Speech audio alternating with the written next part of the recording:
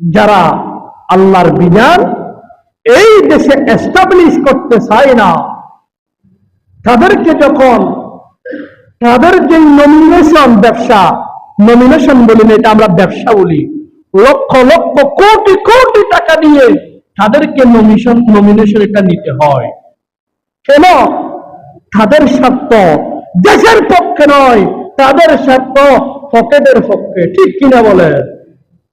এই পর্যন্ত এত সরকার এগিয়ে আর গেছে, দেশের মানুষের জন্য তারা কি করেছে? তারা সবাই বেগম ফারাই ঘর বানিয়েছে। ঠিক কিনা বলেন? দেশের কোটি কোটি টাকা তারা বিদেশে প্রসার করেছে। এই দেশের মানুষকে তারা দিয়েছে শুধু কষ্ট, অভাব, দুর্ভিক্ষ। ঠিক কিনা বলে? নমিনেশন এটা ব্যবসা। কাদের জন্য? যারা ইসলাম লালন করে না, যারা তথাকথিত গণতন্ত্রের নামে সাদাবাজির রাজনীতি করে, তারা সাদাবাজি করবে, টাকাগুলো জমিয়ে তার লিডারকে পাঠায়। ঠিক কিনা বলে? অন্যথায় এই যে আরো অন্যান্য ধরনের ইসলামিক দল আছে না নাই, তাদের একজন জেলা আমিরকে যদি বলা হয়, আপনাকে একটা কথা বলবো, এইখানে আমি একজন মানুষকে দিব, আপনি এটা এইবারে নির্বাচন করিয়ে না, আপনি ফলো করবেন, তিনি বলে আলহামদুলিল্লাহ। আর এইদিকে তারা যদি নমিনেশন না দেয়, রাস্তার মধ্যে ব্লক বসিয়ে, গাছ কেটে, টায়ার ফুরিয়ে মানুষকে যাতায়াতের রাস্তা বন্ধ করে দেয়। ঠিক কিনা বলে? সম্মানিত হাজিরিন, সুস্থ বিবেক সম্পন্ন মানুষ আমরা, এখানে কেউ পাগল নেই। ঠিক কিনা বলেন? বাজারে গেলে সস্তা জিনিস দিয়ে গম জিনিসটাই কিনে। ঠিক কিনা বলেন?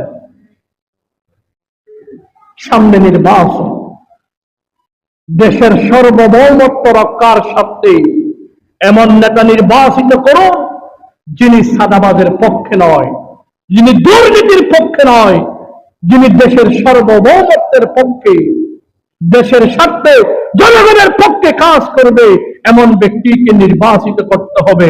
এটা নামাজ, রোজা, হজ, যাকাতের নিয়াই ফরজ। মসজিদ ইমামতি করবেন, ভোটের বেলায় কাগজকে সাবুক দিবেন, এর নাম ইমামতি হতে পারে না। বলে আমি তো কোরআন পড়ি, আমি তো রোজা রাখি, নামাজ পড়ি, যাকাত দিই, রাজনীতির সাথে আমার কিসের সম্পর্ক?